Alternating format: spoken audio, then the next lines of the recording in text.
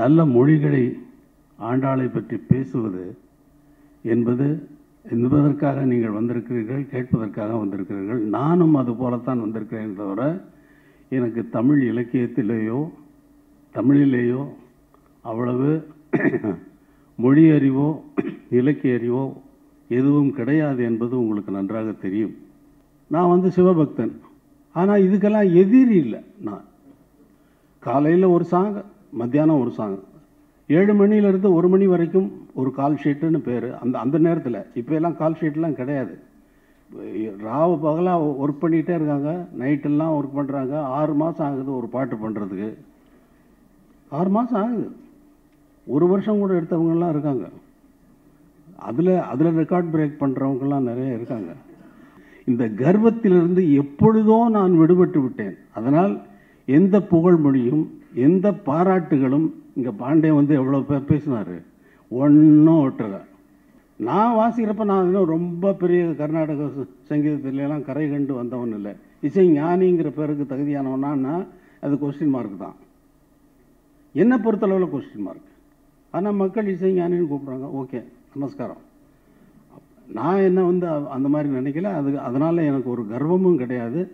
அதெல்லாம் தூக்கி எரிஞ்சது சின்ன வயசுலேயே தூக்கி எரிஞ்சிட்டேன். 3 தினங்களில் 3 படங்களுக்கு பின்னணி இசை அமைத்தவர்கள் உலகிலேயே யாரும் கிடையாது, உலகத்திலேயே கிடையாது. 3 தீபாவளிக்கு 3 கணக்கு பண்ணிக்கோங்க. அந்த மாதிரி பாட கிடைத்த பரம்பொருளை பாடுதற்கு ஒரு பிறப்பு கிட்டியும் பாடி பயன்காண பல்மொழியால் ஏத்தாது பண்டை வினை தூசு மூட கிடப்பையோ முத்தே முகில் மூடா மோன முழு நிலவே மூட மனமுடம் நீக்குவானை முன்மொழியால் பாடையில் ஓர் எம்பாவாயின்னு வருது. இந்த மேடைக்கு சம்பந்தம் இல்லாதவன் நான் ஒருத்தன்.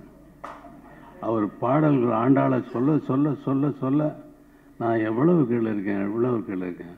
ஆண்டாளை பேசுகிறத விட்டு அடிமையை பேசிக்கிட்டு இருந்தார். ஆரம்பித்ததே பாண்டேன். ஆண்டாள் பாசுரங்கள் எல்லாருக்குமே நல்லா தெரியும் ஆண்டாளை பற்றி. இங்கே அமர்ந்து நல்ல மொழிகளை ஆண்டாளை பற்றி பேசுவது என்பதற்காக நீங்கள் வந்திருக்கிறீர்கள், கேட்பதற்காக வந்திருக்கிறீர்கள். நானும் அது போலத்தான் வந்திருக்கிறேன். தவிர எனக்கு தமிழ் இலக்கியத்திலேயோ தமிழிலேயோ அவ்வளவு மொழி அறிவோ இலக்கிய அறிவோ எதுவும் கிடையாது என்பது உங்களுக்கு நன்றாக தெரியும். என்னுடைய வேலை என்னவென்றும் உங்களுக்கு நன்றாக தெரியும். நான் முதல்ல ஒரு கிராமத்திலிருந்து இங்கே வரேன். முதல் ஒரு படத்துக்கு இசையமைக்கிறேன். அந்த படம் பேக்ரவுண்ட் ஸ்கோருக்காக வரும் பொழுது ஃபஸ்ட் ரீலில் ஓடுது. ஃபஸ்ட் ரீலில் கதாநாயகியை அறிமுகப்படுத்துகிறாங்க. அறிமுகப்படுத்துகிறப்ப அவள் ஒரு டூரிங் தியேட்டரில் ஒரு படம் பார்க்குறா. அந்த படத்தில் ஆண்டாளினுடைய டான்ஸ் போயிட்டுருக்கு. ஆண்டாள் பாட்டை அது வேறொரு படத்தில் எடுத்த காட்சியை அங்கே டூரிங் தியேட்டரில் படமாக தானே ஓடும். அதை பார்க்குறா. அப்புறம் ஆண்டாளை பார்த்து இவள் மெய்மறந்து அவளோட கலக்கிற மாதிரியான ஒரு உணர்வை தூண்டுற மாதிரி போகுது. இது ஆண்டாளை பாட்டு ஏற்கனவே ரெக்கார்ட் பண்ண சாங்கு அந்த படத்தில் போயிட்டு இருந்தாலும் ஒரு போர்ஷன் பாட்டே இல்லாமல் சைலண்ட்டாக போகுது. அதுக்கு நான் மியூசிக் போடணும். அப்போ ஏன்னா சைலண்ட்டாக போகுது, இதில் என்னது பண்ணுறது அப்படின்னு பார்த்து தேடி பிடிச்சி போட்டு நாம் ஃபஸ்ட் ரீல்லையே போட்டது சிற்றஞ்சிறுகாலே வந்துன்னை சேவித்து பொற்றாமரையடிய போற்றும் பொருள்களாய் பெற்றம் மெய்த்துண்ணும் குலத்தில் பிறந்து நீக்கு உற்ற ஏவல் எங்களை கொள்ளாமல் போகாது. உனக்கு நாங்கள் பணி செஞ்சது இல்லையா, அந்த ஏவல் எங்களை காக்காமல் போகாது என்ற அர்த்தத்தை அடங்கிய அந்த பாடலுக்கு நான் இசையமைத்து அது பாட வைத்து படத்துக்கு சிங் பண்ணி ஒவ்வொரு ஷாட்டுக்கும் மேட்ச் ஆகிற மாதிரி பண்ணணும். ஸோ ஃபஸ்ட்டு படத்திலேயே எனக்கு ஆண்டாள் அருள் புரிஞ்சிட்டா அப்படிங்கிறது.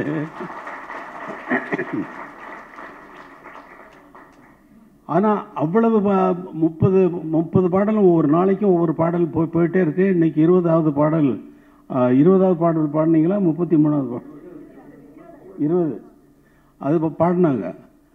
எனக்கு நான் நான் வந்து சிவபக்தன். ஆனால் இதுக்கெல்லாம் எதிரி இல்லை. நான் எங்கள் அப்பா வந்து ராமசாமி, எங்கள் அம்மா வந்து சின்னத்தாயம்மாள், அண்ணன் வந்து பாவலர் வரதராஜன், அக்கா வந்து கமலம், பத்மாவதி இன்னொரு அக்கா, பாஸ்கரன் அண்ணன். எனக்கு வந்து எங்கள் அப்பா வச்ச பேர் வந்து ஞானதேசிகன். ஆனால் ஸ்கூலில் இதை ஷார்ட்டாக இருக்கட்டும்னு சொல்லிட்டு ராஜையான்னு மாற்றினார். அது வந்து ராஜாவாயி அப்புறம் இளையவர் ராஜாவாயிடுச்சு. அது வேற கதை.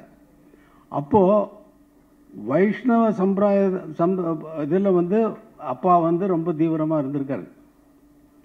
அந்த ஒரு விட்ட குறையோ தொட்ட குறையோ இந்த மாதிரி வந்து இருக்குது. நான் சிவபக்தன். சிவபக்தன்னா சைவத்தை மட்டுமே இருக்கலாம். திருவாசகத்தை நான் ரெக்கார்ட் பண்ண மாதிரி, சிம்பனி ஆர்கெஸ்ட்ரா வச்சு ரெக்கார்ட் பண்ண மாதிரி, திவ்ய பிரபந்தத்தையும் நான் ஒலிப்பதிவு செய்து வைத்திருக்கிறேன். சரியான சந்தர்ப்பத்தில் அதை நான் வெளியிடவும் காத்திருக்கிறேன். எனக்கு அதில் சம்மந்தம் இல்லைனாலும் மாதம் பௌர்ணமி தினங்களில் வந்து என்ன மாதம் 30 நாளும் எனக்கு வந்து ஃபுல் ஒர்க் இருக்கும். காலையில் ஒரு சாங், மத்தியானம் ஒரு சாங், 7 மணிலேருந்து 1 மணி வரைக்கும் ஒரு கால் ஷீட்டுன்னு பேர். அந்த நேரத்தில் இப்போ எல்லாம் கால் ஷீட்லாம் கிடையாது. ராவு பகலாக ஒர்க் பண்ணிகிட்டே இருக்காங்க, நைட்டெல்லாம் ஒர்க் பண்ணுறாங்க. 6 மாதம் ஆகுது ஒரு பாட்டு பண்ணுறதுக்கு. 6 மாதம் ஆகுது. 1 வருஷம் கூட எடுத்தவங்கெல்லாம் இருக்காங்க.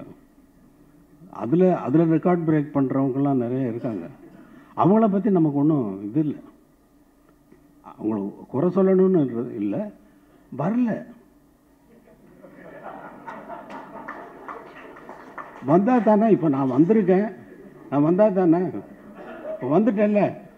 அது மாதிரி நான் வாசிக்கிறப்ப நான் இன்னும் ரொம்ப பெரிய கர்நாடக சங்கீதத்துலாம் கரை கண்டு வந்தவன் இல்லை. இசை ஞானிங்கிற பேருக்கு தகுதியானவனா அது கொஸ்டின் மார்க் தான். என்னை பொறுத்தளவில் கொஸ்டின் மார்க். ஆனால் மக்கள் இசை ஞானின்னு கூப்பிட்றாங்க. ஓகே, நமஸ்காரம். நான் என்ன வந்து அந்த மாதிரி நினைக்கல. அதனால் எனக்கு ஒரு கர்வமும் கிடையாது. அதெல்லாம் தூக்கி எரிஞ்சது சின்ன வயசுலேயே தூக்கி எரிஞ்சிட்டேன். ஏன்னா என்னோட கச்சேரி வாசிக்கின்ற நேரத்தில் நான் பாடல் வாசிப்பேன். சின்ன பையன் ஹார்மோனியம் வாசிக்கிறேன், ஜனங்கள் கைத்தட்டுறாங்க. கைத்தட்ட பெருமையாக இருந்தது. நிறைய ப்ராக்டிஸ் பண்ணி நிறைய வாசிக்க ஆரம்பித்தேன். ஆரம்பிக்க இந்த கைத்தட்டல் வந்து ஜாஸ்தியாகி எனக்கு கர்வம் வந்து ஜாஸ்தியாகிட்டே போயிட்டு இருந்தது. ஒரு ஸ்டேஜில் வந்து இதை கைத்தட்டுறாங்களே, இது எதுக்கு கைத்தட்டுறாங்கன்னா, பாட்டுக்கா, மியூசிக்கா, நம்ம வாசிக்கிற திறமைக்கா, எதுக்குன்னு சொல்லி என் மனசு வந்து உள்ளுக்குள்ளே வந்து ஒரு கேள்வி எழுப்புனா, இல்லை இது டியூனுக்காகத்தான் கைத்தட்டுறாங்க. அது என்ன வாசிப்பேன்னா வந்து சினிமா பாடல்கள், பாப்புலரான சினிமா பாடல்களை வாசிப்பேன். அந்த பாடல் யார் அப்போ இந்த டியூனுக்கு கைத்தட்டுறாங்கன்னா இந்த கைத்தட்டல் யாருக்கு போகுது? பாட்டுக்கு போகுது. பாட்டு யார் போட்டா? எம்எஸ் விஸ்வநாதன் சார் போட்டார். அப்போ இந்த கைத்தட்டல் வந்து விஸ்வநாதன் சாருக்கு போகுது.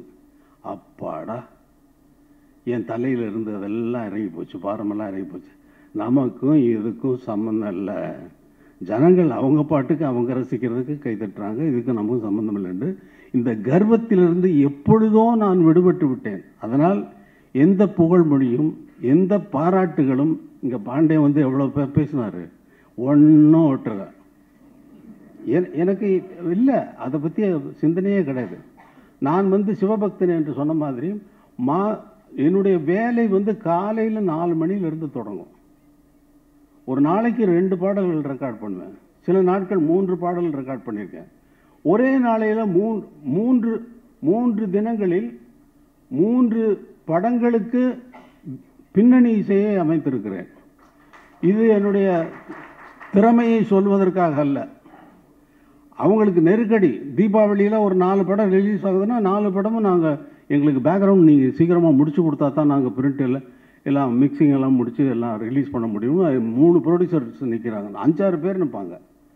ஆனால் 3 படங்களுக்கு கண்டிப்பாக பண்ணியே தீர வேண்டும் என்ற ஒரு கட்டாயம் ஏற்பட்ட நேரத்தில் 3 ரெக்கார்டிங் தியேட்டர்களில் புக் பண்ண, 3 ஆர்கெஸ்ட்ராவுகளுக்கு இன்ஃபார்ம் பண்ண, 3 கண்டக்டர் ஃபஸ்ட்டு தியேட்டரில் காலையில் 7 மணிக்கு போய்ட்டு ஒரு ரீலை பார்த்துட்டு மியூசிக் கம்போஸ் பண்ணி ஒரு 10 நிமிஷம் தான் கம்போஸ் பண்ணால் அடுத்த 10 நிமிஷத்தில் மியூசிக்கை எழுதிட்டு நானே வந்து மியூசிக்கை எப்படி வாசிக்கிறது அப்படிங்கிறதையும் அவங்களுக்கு ரிஹர்சல் பண்ணிவிட்டு இந்த மியூசிக்கை வந்து பிக்சரோட சிங்க் பண்ணி நான் கண்டக்டருக்கு வந்து காட்டுவேன்.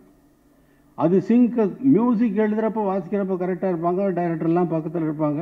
வந்து கரெக்டாக வந்து அந்த மியூசிக் வந்து அவங்க ஷார்ட் சேஞ்ச் ஓவர் வந்தவுடனே கரெக்டாக அந்த சேஞ்ச் ஓவர் அந்த மியூசிக்கை அங்கே போய் அப்படி உட்காந்தோடனே சார் எப்படி சார் இதே மாதிரி ஒரு ரீலை கம்போஸ் பண்ணி அவரை கண்டக்டரை வந்து அவரை கண்டக்ட் பண்ணி எனக்கு தப்பு இல்லாமல் கண்டக்ட் பண்ணி காட்டணும். அவர் காட்டுனதுக்கு அப்புறமா அவர் நீங்கள் டேக் போங்க அப்படின்னு சொல்லிட்டு அடுத்த தியேட்டர், அதே மாதிரி அடுத்த தியேட்டர். ஒரு நாளைக்கு வந்து 12 ரீல் முடியும். ஒரு படத்துக்கு வந்து 14 ரீல் இருக்கும். இந்த 14 ரீலில் ஒரு நாளைக்கு 12 ரீல்னா 3 படத்துக்கு முன்னாங்க 12. அந்த மாதிரி கணக்கில் 3 தினங்களில் 3 படங்களுக்கு பின்னணி இசை அமைத்தவர்கள் உலகிலேயே யாரும் கிடையாது, உலகத்திலேயே கிடையாது. 3 தீபாவளிக்கு 3 கணக்கு பண்ணிக்கோங்க. அந்த மாதிரி அப்படிப்பட்டவன் இந்த ஓய்வுக்காக வந்து என்ன பண்ணுவேன்னா பௌர்ணமி தினங்களை மட்டும் தேர்ந்தெடுத்து கொண்டு பௌர்ணமி தினத்தில் கோடிசாமின்னு ஒருத்தர் பெரியவர் இருந்தார். அவர் யாரும் உபதேசம் பண்ணுறதில்ல, அவர் தனியாக உட்காந்துருப்பார். அவரை போய் தரிசிச்சுட்டு வரணும்னு சொல்லிட்டு வேறு யார்ட்டையும் போகணும். அவர்கிட்ட போய் பார்த்துட்டு அப்புறம் மாயம்மான்னு கன்னியாகுமரியில் கடற்கரையிலே சுற்றிக்கிட்டே இருப்பாங்க, பித்து பிடிச்சவங்க மாதிரி. அவங்களையும் போய் தரிசிச்சுட்டு அதுக்கப்புறம் திருவண்ணாமலை பௌர்ணமி தினத்தன்று திருவண்ணாமலை கிரிவலம் போகிறப்போ வந்து நான் போகிறது வந்து காட்டுப்பாதையில் தான் போவேன். சாதாரணமாக இப்போ போகிற பாதையில் போகிறதில்ல. போக ஆரம்பித்தது 20 வருடங்களுக்கும் மேலாக இந்த காட்டுப்பாதையில் ஒவ்வொரு மாதமும் தவறாமல் நான் காட்டுப்பாதையில் கண்ணாடிகளை வந்து நல்லா உடைச்சி போட்டு பாதையில் போட்டால் வரிசையாக போட்டால் எப்படி இருக்கும், மலர்களை தூவி இப்பொழுதெல்லாம் இருக்கிறார்கள் இல்லையா நடக்கிற பாதையில், கண்ணாடியில் நடக்கிற மாதிரி இருக்கும் காலில். நான் வெறுங்காலில் தான் நடப்பேன். திருவண்ணாமலையில் போனேன்னா வெறுங்காலில் நடக்கும் பொழுது அது நன்றாக குத்தும். ஆஹா ஆஹா என்று சொல்லிக்கொண்டே மலையெல்லாம் சுற்றிட்டு வரப்போ அடியண்ணாமலை கோவில் இருந்தது. அடியண்ணாமலை கோவிலில் நான் உட்கார்ந்து கொஞ்ச நேரம் இருந்து விட்டு போவது வழக்கம். அங்கே மாணிக்க வாசகர் தங்கி இருந்து எழுதிய திருவம்பாவை எழுதிய அந்த இடமும் அந்த குளமும் அந்த இடங்களையும் சுற்றி அவர் வந்து பாடின இடம் இது அப்படிங்கிற உணர்வு வந்து எனக்கு போவேன். அந்த கோயிலுக்குள்ளே போயிட்டாலே அந்த சிவபெருமான பார்க்குறப்போ அந்த சிவலிங்கத்தை பார்க்கும் பொழுது உணர்வு வந்து சொல்ல முடியாத உணர்வு, அமைதி வந்து என்னை ஆட்கொள்ளும். அங்கே ஒருத்தர் இருக்க மாட்டாங்க, நான் மட்டும் இருப்பேன். இப்போ என் கூட வந்தவங்க பக்கத்தில் இருப்பாங்க.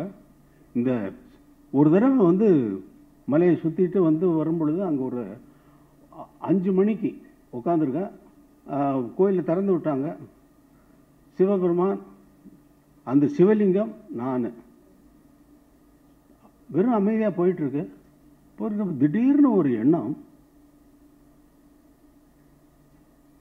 இது வந்து ஞானசம்பந்தர் பாட்டை கேட்டிருக்கோம்ல அப்படின்னு ஒரு உணர்வு.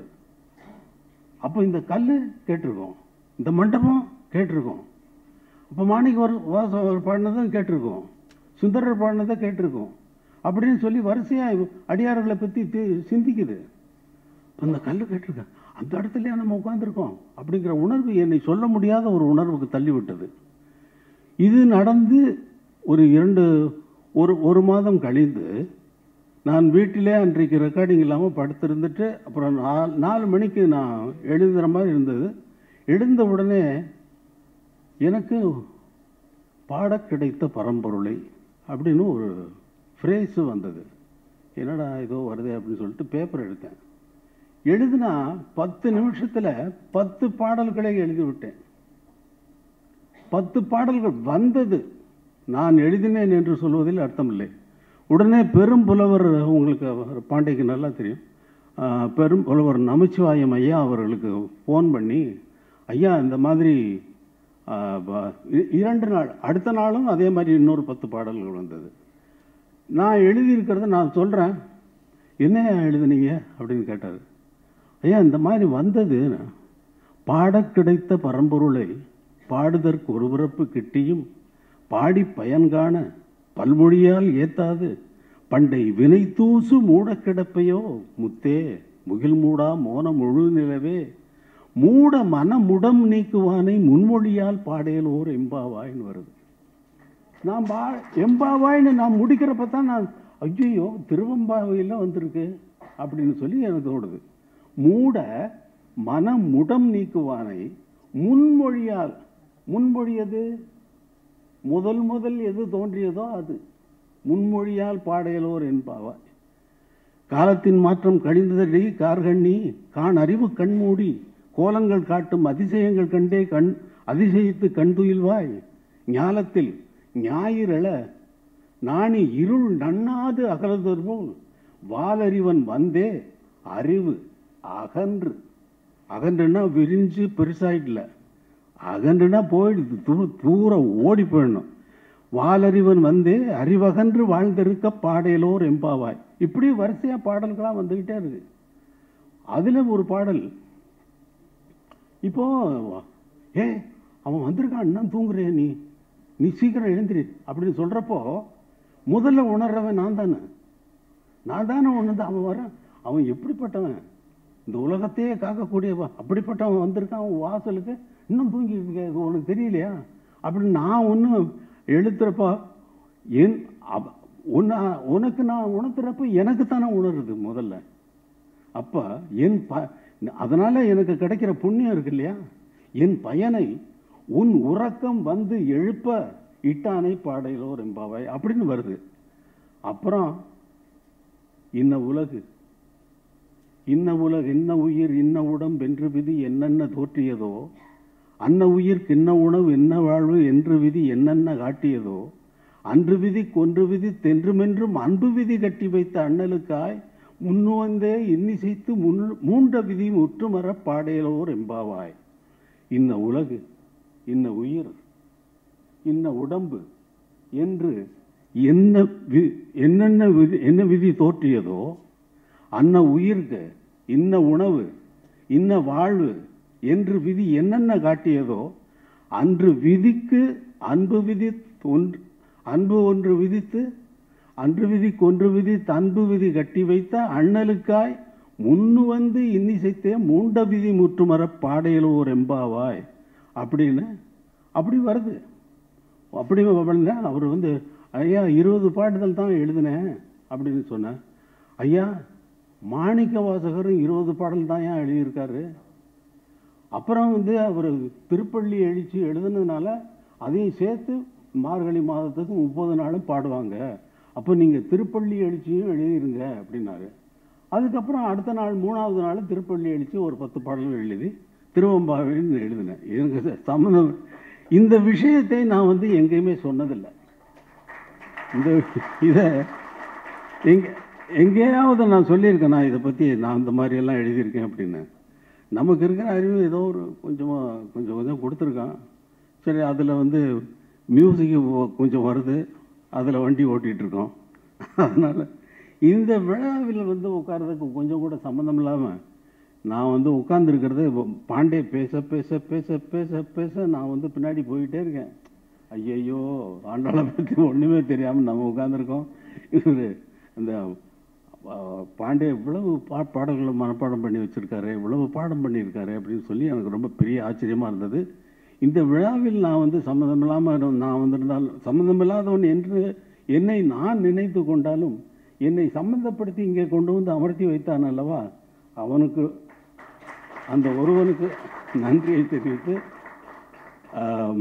ஜெயசுந்தர் அவர்கள் இன்றைய தலைமுறைக்கு இது போய் சேருகின்ற முறையிலேயே அவருடைய எழுத்து இந்த புத்தகத்தில் அமைந்திருப்பது மிகவும் உத்தமமானது. இறைவனுடைய பரிபூரண அருள் இல்லை என்றால் இது நடக்கிற காரியம் அல்ல. இந்த நீண்ட ஆயுள் நிறை செல்வம் ஓங்கு புகழ் மெஞ்ஞானம் பற்றி நீடூழி வாழ ஜெயசுந்தர் அவர்களை மனமாற வாழ்த்துகிறேன். அவர் வந்த அந்த பாரம்பரியம், அந்த வழி அவருடைய புண்ணியம், முன்னோர்கள் செய்த புண்ணியம் அவருக்கு சேர்ந்திருக்கிறது. என்றும் நீடோடி வாழ வாழ்த்துகிறேன். நன்றி, வணக்கம்.